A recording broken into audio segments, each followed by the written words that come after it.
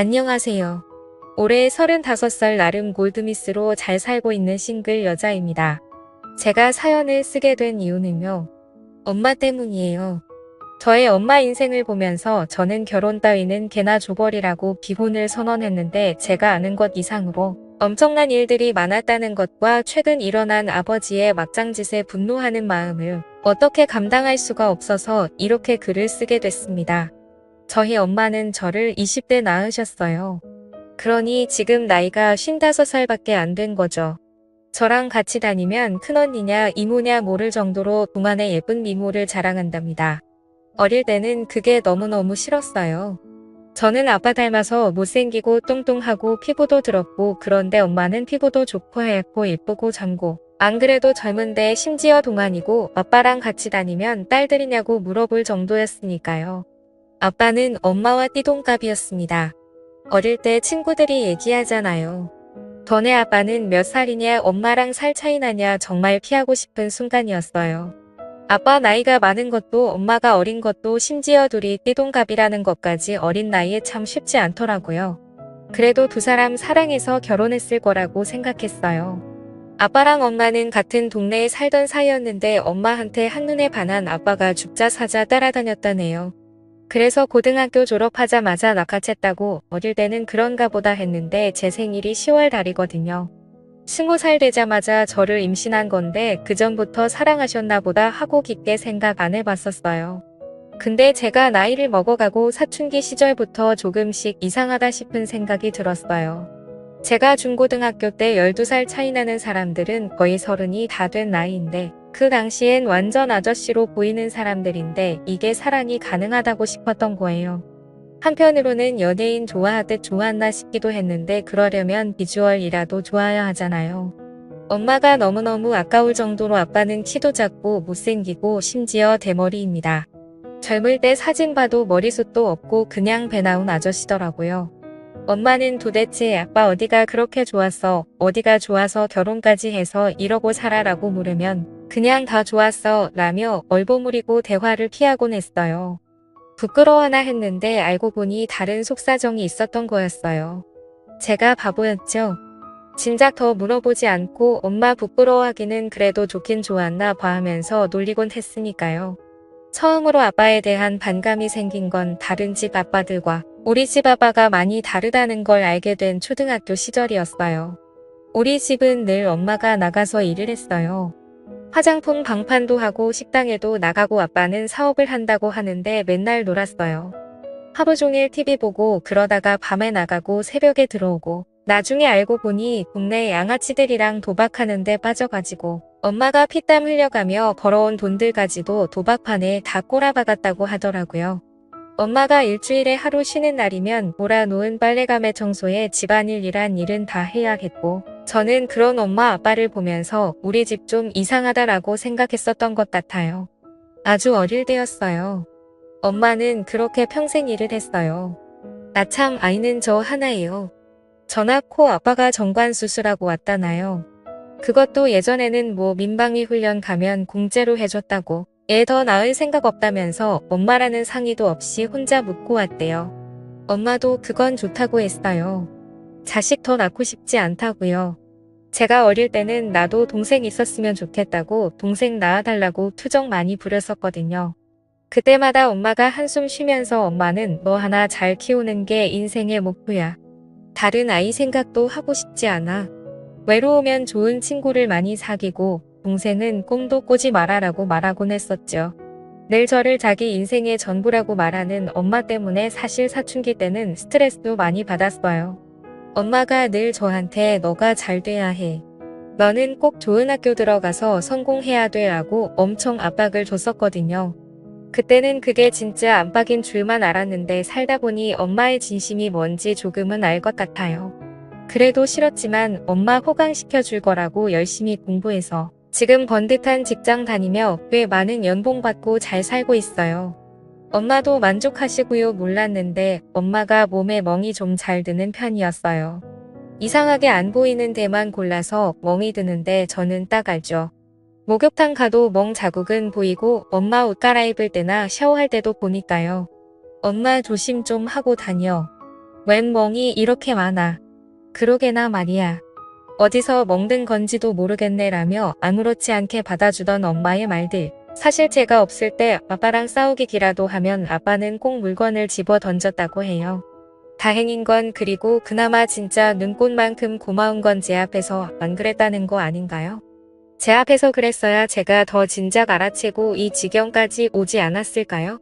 암튼 아빠는 그렇게 오만 물건을 엄마한테 집어던져서 엄마 멍들게 만들었고 물건 던지는 거에서 넘어서서 손찌감까지 하게 됐다고 합니다.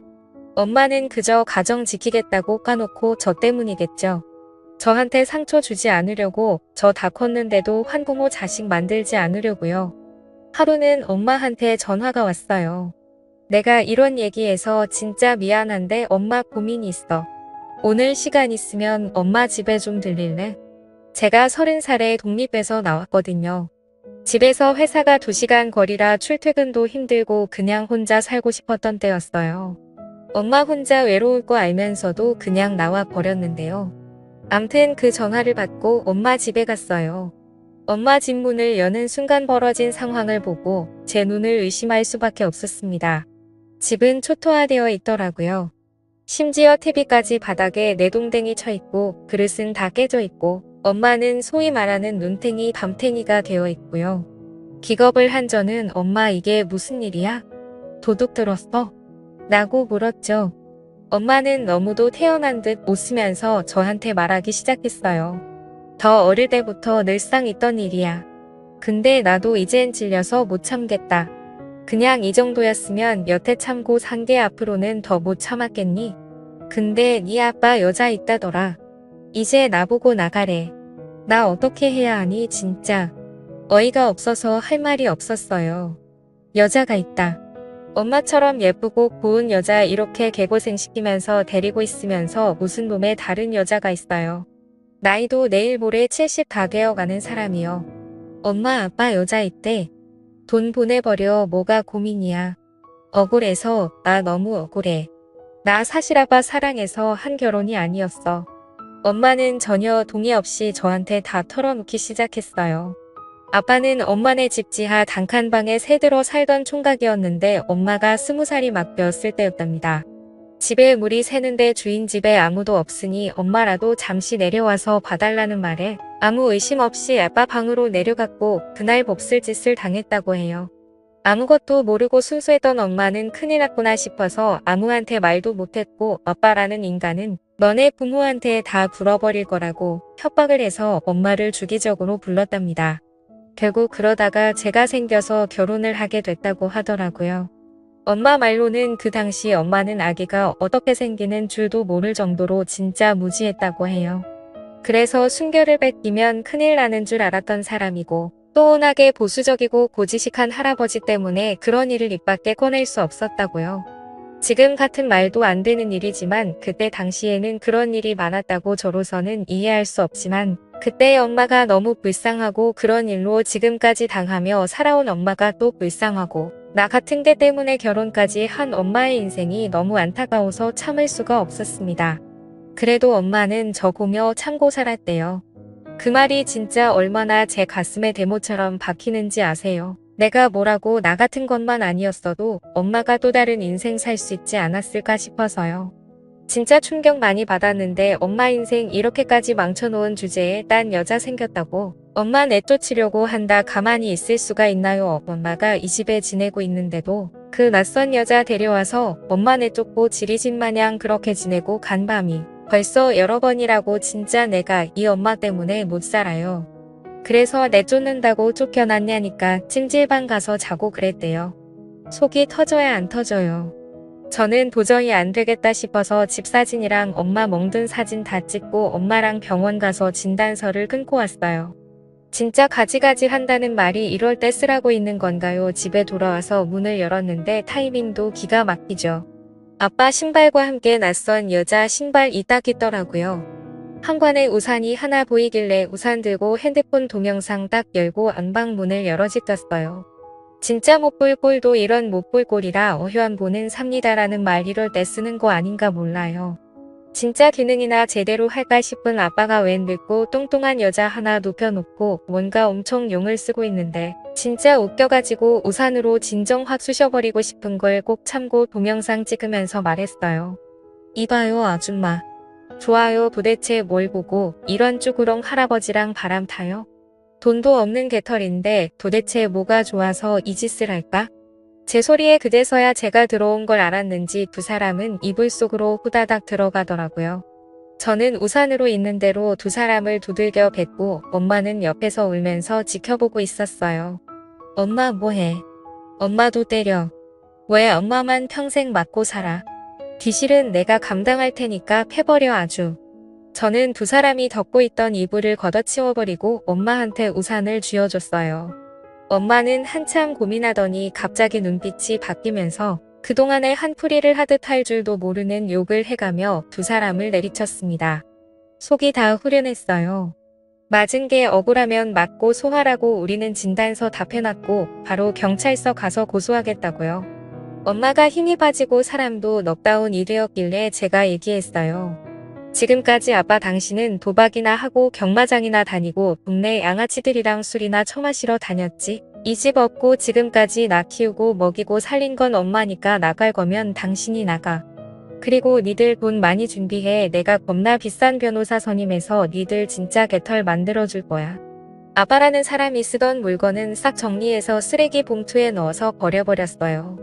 속옷 하나, 칫솔 하나까지도 전부 다요. 나이 70 먹고 이혼당하고 쫓겨나가는 꼴이죠. 상간녀는 또 뭐예요?